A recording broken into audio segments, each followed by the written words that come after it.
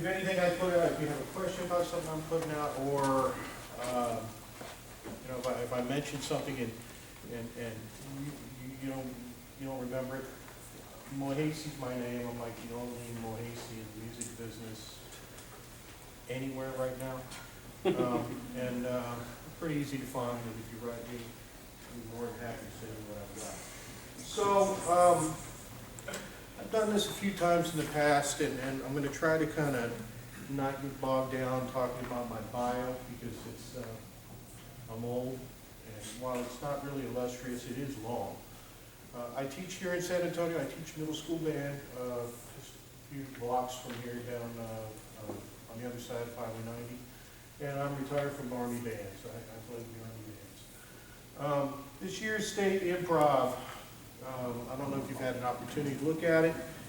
The region band one is all blues, and the state audition is rhythm changes. And having looked through the packets, I really got to say that compared to what it was in the 80s when I was doing all-state auditions,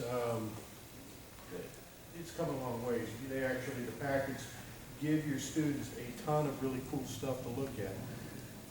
But if they're like my students, you give them the packet and they go home and they try to play through it. They can't play it the first day or two, so they put it down, and then they kind of figure, well, I'll just get it. And I don't know how many of you are lucky enough to have jazz programs built into your schedule during the day. If you're like most people, you see them once a week, usually after school, and you don't get to see all of them every time. There's some unison exercises that will be great if you however many times you get to see them. And I'll play through them so you have an opportunity to hear it. But let me go ahead and just kind of get started. I will start talking about the region improv etude first. This is based on All Blues. All Blues is a song by Miles Davis. What's really kind of cool about it is it's on the Kind of Blue album. Pretty much everybody takes a solo on that track. So you'll have an opportunity, your alto players can hear Cannonball play, your tenor players can hear Coltrane play. You got Miles play. There's a ton of ways to look at this. And we live in a day and age of YouTube. So anybody who says, yeah, I don't really know who to listen to or what to listen to, it's pretty simple, man. Get on Google, type in All Blues, YouTube, and they will find zillions of recordings of great players to go and listen to.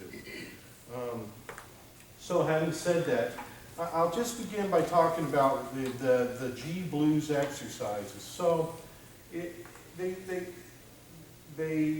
have broken it down into a couple of different versions of scales, and they've got the bebop mixolydian scale, and they have some blues pentatonics and altered scales. I don't know how much you're going to go into theory with your kids. I teach middle school. They're not interested in theory. All they want to know is which button to press. But I think your high school kids are probably ready to talk a bit about theory. And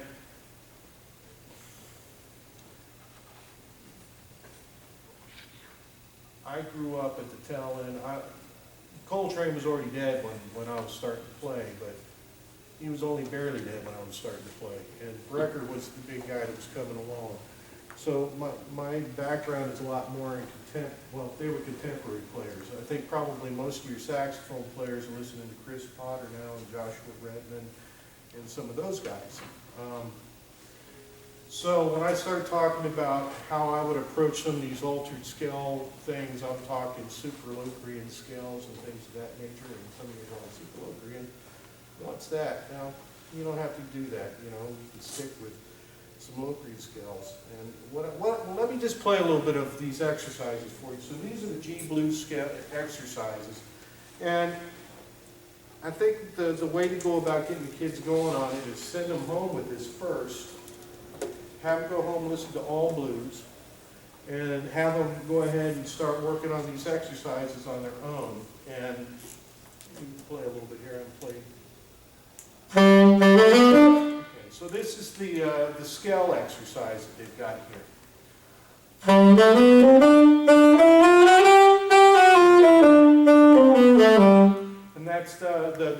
mixolydian that they're doing, bebop scale. It's just a major scale.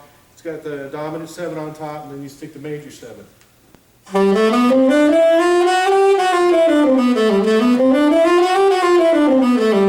It's a really cool song, and if you've got your kids warming up on that, I would say take them through Circle of Fours, using the, I'm going to call it the bebop scale, going bebop scale, and it gives them an opportunity to really kind of work on their swing articulation, their bebop articulation. So that's the first 4 measures of it. Then it's just a straight mixolydian. And I don't know why they wrote it so low on the B flat parts. You probably don't want your trumpet player playing that low and your tenor player playing that low. Just let them play whatever octave's comfortable.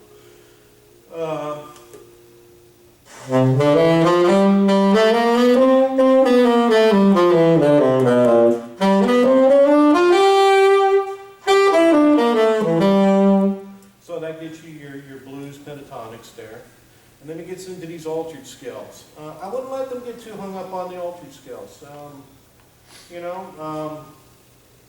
If they just play a mixolydian scale over that altered scale, it's still going to sound good. I wouldn't get too hung up on it. But here's the altered scale practice you got.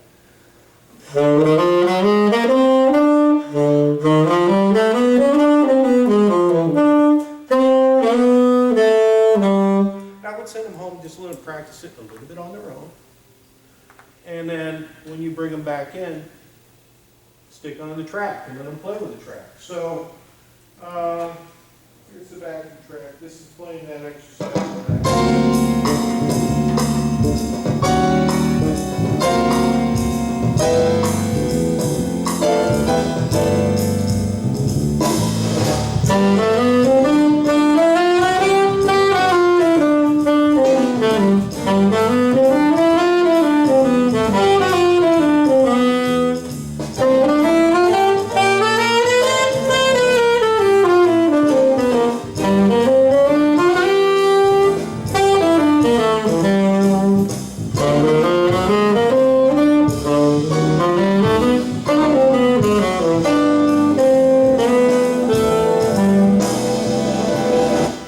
Opportunity to kind of hear how all of that sounds in context. Now, it's a tool. Now, if they're going to improvise, it's a tool. So once you've got those scales under your fingers, great. You've got the scales under your fingers, that probably also means that you're able to hear your changes in your head. Tell them to get away from that. Then it's time to take those scales and add some rhythm to it, okay? The chord exercise, man, this is really kind of the way to learn this thing. I kind of hopped into it a little bit fast. I would have them start with the chord exercise, playing it by themselves. And all the chord exercise does is outline the chords. So it sounds like this.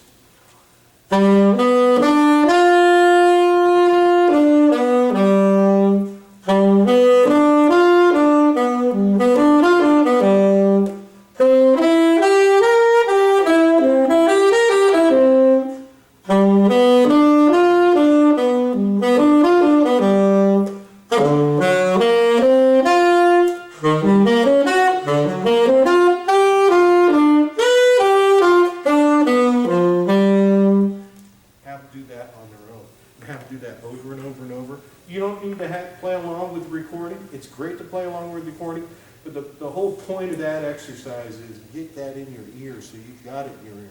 And once it's in your ear, you can get away from staring at the page and staring at changes, and then we're really going to be improvising. So, if you're doing this and you're working with your kids, have them do that every day during the warm-ups. Have them play through their circle of fourths, playing bebop scale up and down, and then straight on to these G blues exercises with the rhythm section walking and the bass walking and all the comp going on.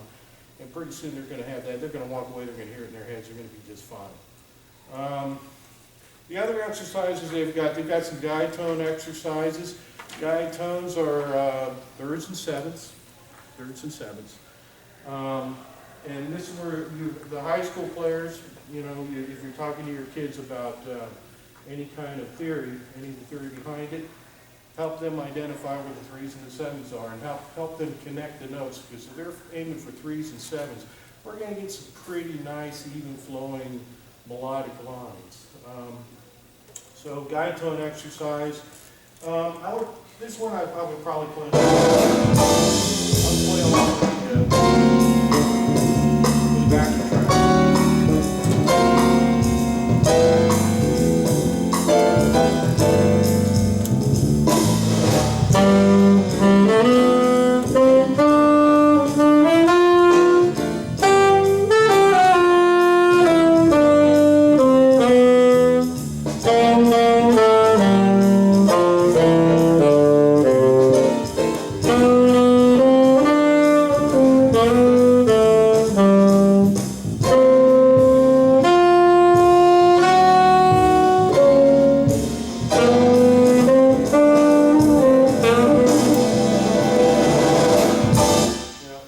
That'll be a great start for them. Aiming 3s and 7s is going to be a really quick way for them to hear the color tones in these chords and help them come up with some really nice melodic lines to solo over.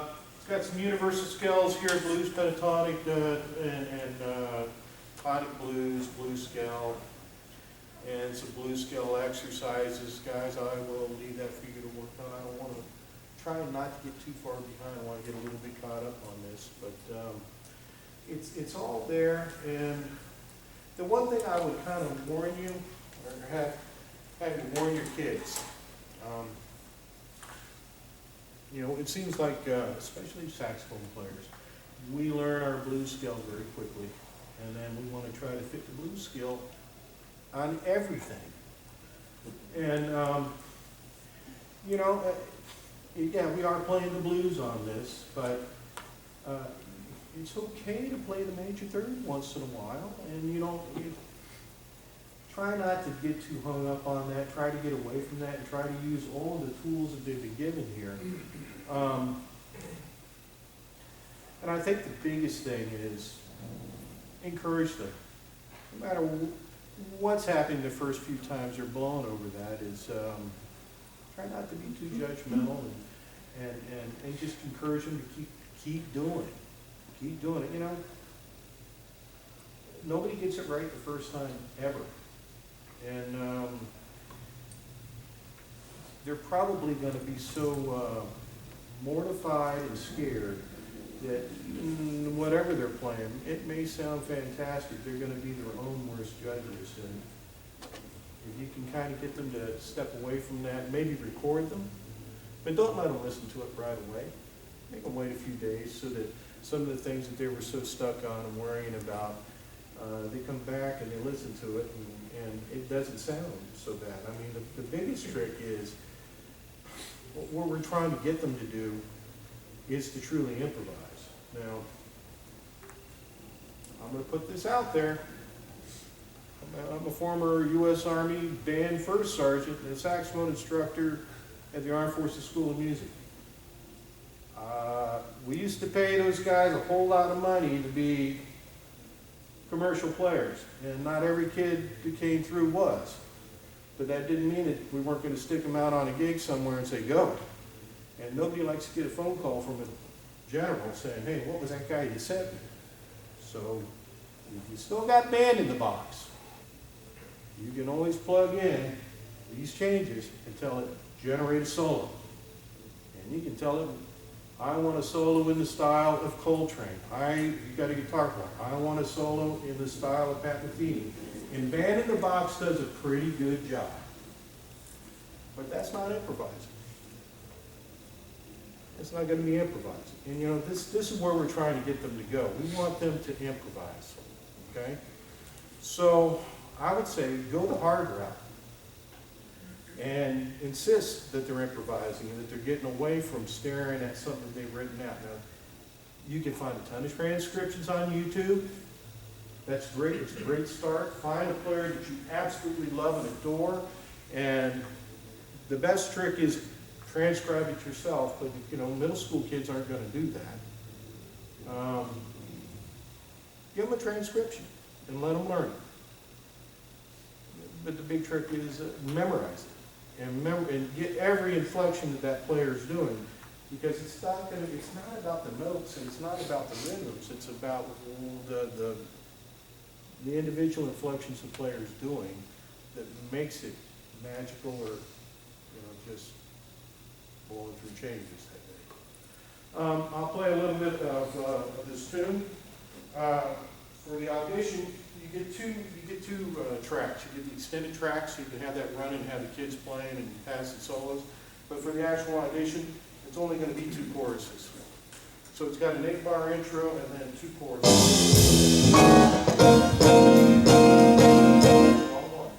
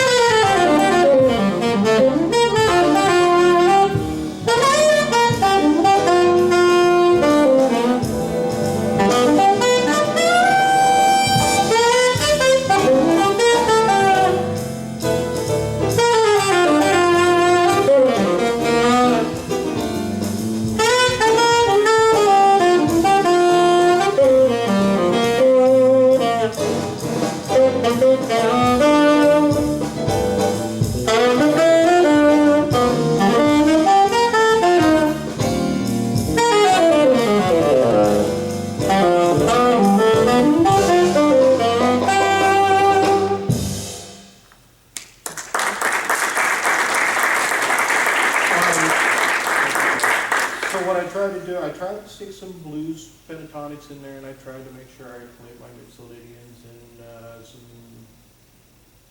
bebop scale and a whole tone and one of those. I just let them get away from that. Let them get enough repetitions on it that they're not getting hung up on it, and they're not worrying about. When I auditioned in 1982, and I made the All-State Jazz Band, we didn't know that we had to record anything. You just played. They said, "Okay, you guys go in here, you're recording." And they stuck on a tape. They put the sheet in front of you. You got one run at it. You didn't know that was. No one told us that was going to happen. So it was true improvisation back then. And man, I hope they burned the tape somewhere, because I really hope that's not floating around out there. But I also think that people were a lot more forgiving 30 years ago about, just give it a try. And they weren't getting so hung up on, hey, show all these various techniques that I've been teaching you. We get really hung up in metrics and rubrics, and let's get away from that. Let's let them improvise. Let's be creative now. The other thing we've got is we've got rhythm changes. Okay. They're called rhythm changes because they're based on I've got rhythm. Okay. There are, I did a really quick search for it because I was going to make up a list of all these YouTube links that I could give you guys. And I don't know, there was 8,000, and so I said, no, I'm not going to do that. If you just put a search in there for rhythm changes, you'll find them. They're there. And these are rhythm changes in B flat, so it's in the people's key, and it's our favorite. I would say that just like what we talked about with the reaching portion of it, there's these exercises they give them. These are fantastic, and I know that when I was learning to play rhythm changes and memorize it, what I did was I started just by playing the roots,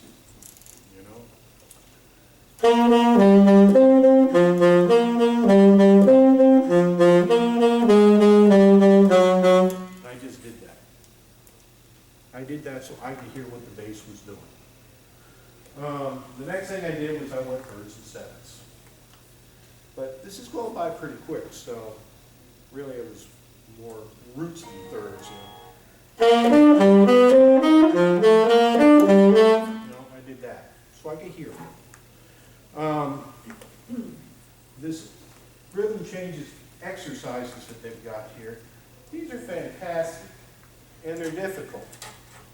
So, I don't think you're going to want to start out with them, day one and say, okay, get up the rhythm changes exercises, we're going to blow along with the recording. You're going to need to slow it down. And again, it's written kind of low. We got C's below the staff on the B flat parts. I would just tell them, play it wherever you're comfortable, whatever octave you want to play it.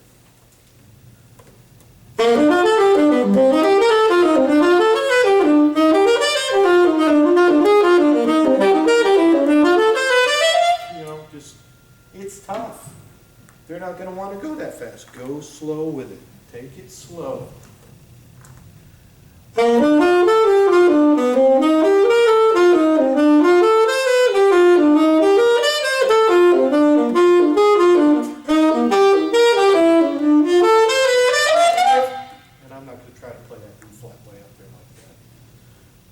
These are great exercises. But looking over at the rhythm changes exercises, the guide tone exercises. Now this is something that once they're playing and they can really get all of those chord exercises going, they can play these guide tone exercises and universal scale exercises along with the recordings. These aren't too tough. And it sounds like this.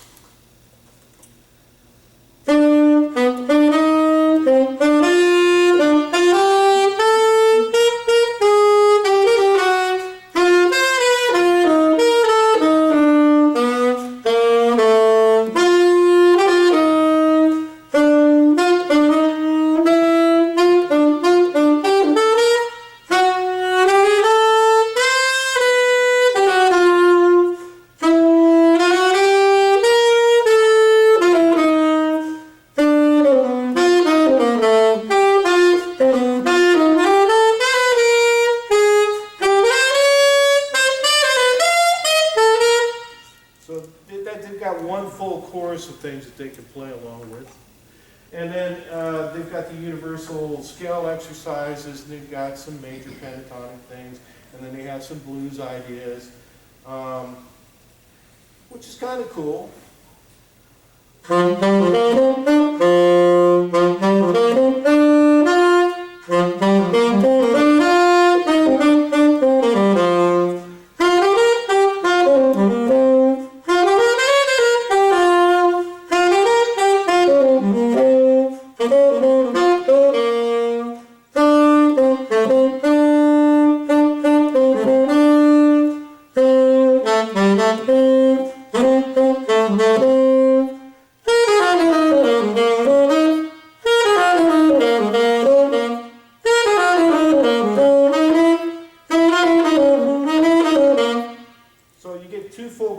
That they can play through it, and they're going to have an idea of just how long they're going to be playing for the actual audition.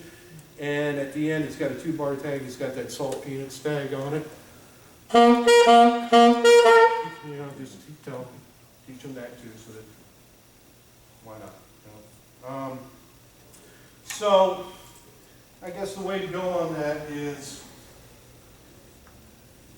once you've got it under your fingers.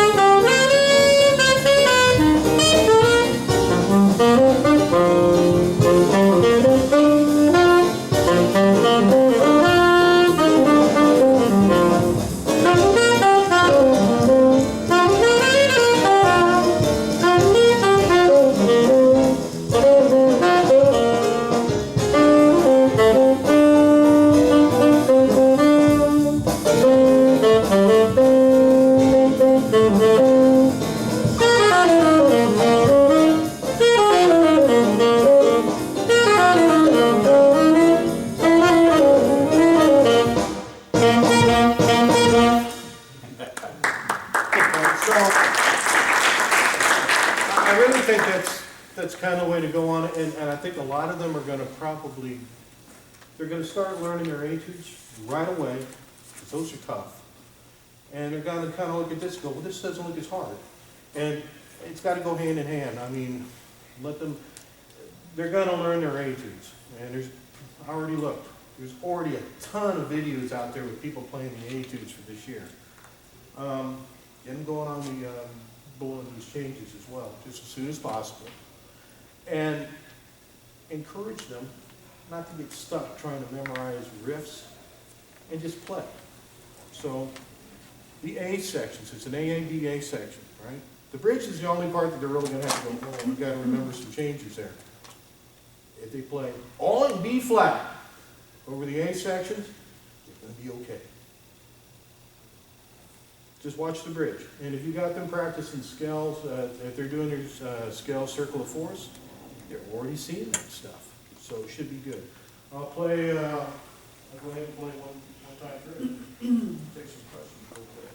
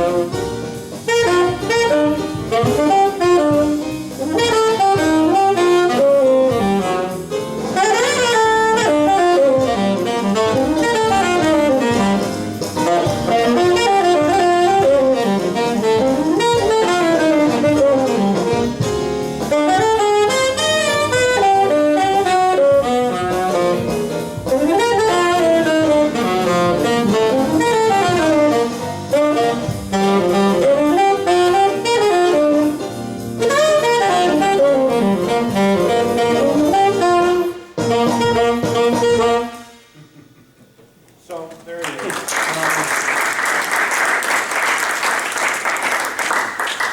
Have them play along with the recordings. Make sure they do that as well. The tempo's not budging on that. And it's making me mad every time I play. Have them play along with the recordings as well. Practice with the recordings. Don't just practice with your rhythm section. Who's gonna, you know, horn players are gonna slow things down. It's what we do. We are going to try to slow the bass player down. And the bass player is going to try not to budge. And the drummer's stuck in the middle.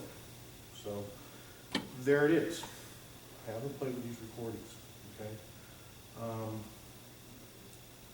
Do you have any questions? Do you have the kids do transcriptions? Do a transcription? I teach. Give them a recording? I teach middle school.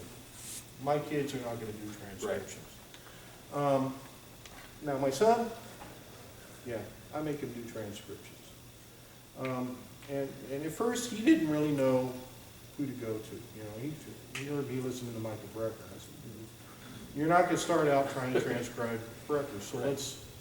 let's start a little bit easier than mine. And I pointed him towards, you know, Sonny Rollins and doing some Dexter and trying to find them some things that are accessible. You know, and not a ton of notes, trying to find them things that are lyrical lines, you know. Yeah, I do have them do. I have my students, my private students doing transcriptions, and it's a slow process. I mean, their ears are young. Yeah, it might be 6 or 8 bars. Yeah, you know, just try to give me a little bit more next week and a little bit more next week, and then once we've got it all there, and they're very proud of themselves, it's like, okay, now play. I wrote it out, I'm not sure I can play it. Okay, that's next trick. Play it now. Basically, you know, have them find somebody that inspires you. You know, find a player that inspires you. My dad was a big fan of Stan Getz. Okay, and everybody's like, ooh, Stan Getz is the most out-of-tune saxophone player ever lived. But my dad loved them, and because my dad loved them, I wanted to make my dad happy. So I listened a lot to Stan Getz, and the first couple of things I ever wrote out, I was stealing Stan Getz, and that meant playing things out of tune and really trying to sound like Stan Getz. And I think that's something that kind of gets lost with going on the internet and you pull out somebody else's transcription. Okay, now you've got the notes. And that's, you saved yourself hours and hours and hours. It's a shortcut as far as trying to pick things off. But now that you've got the notes, now go back and find the source recording and make it sound like that. I mean, really make it sound like that. And get it memorized. Throw the music away, and now I'm playing from memory. It's a whole different animal. Yeah, transcription is invaluable. Absolutely. I don't know where your guys are as far as ability. If you got high school kids that are transcribing and picking things off and they're really able to do it really fast, man, good for you. You've done a great job. I don't know that many high school players that are, you send them home and say, okay, transcribe this, I'll see you next week. And they come back in and it's transcribed. I just don't know that many players that are able to do that. But being patient with them and encouraging them, and oh, you missed this note, you missed that note. Who cares if they missed it? Get the basic information down, and we'll go back and fix it as we go along now. So, no more. I beat you guys into No, I submission. have a question. Yes, sir. Are the pianists up against the comping on those tracks when they're playing? Or are they staring at delimited like the Aebersold tracks? They're limited like Aebersold tracks. The backing tracks, they sent them to me, and that's what I'm looking at here. It says tracks 29 and 30, so I'm willing to bet these are just Aebersolds. But the fellow up at Baylor, it would be the guy to get in touch with on that, and we'll see what we can do. In fact, if you got your card, I'll ask the question and email you to see what you're like. I'm doing piano presentation. Yeah. Just a fun. It's a major impediment to how you prepare a pianist if they've got comping on the track. Everything they sent me, if it's like an Aebersol, then you turn off the left and right channel, and that's the way it works. So. Anything else? Cool, you guys have fun in San Antonio. Who's not from San Antonio in here? Good, spend your money, go down there on the Riverwalk, spend a lot of money. Tell them that they need to have jazz bands in their club. Yeah.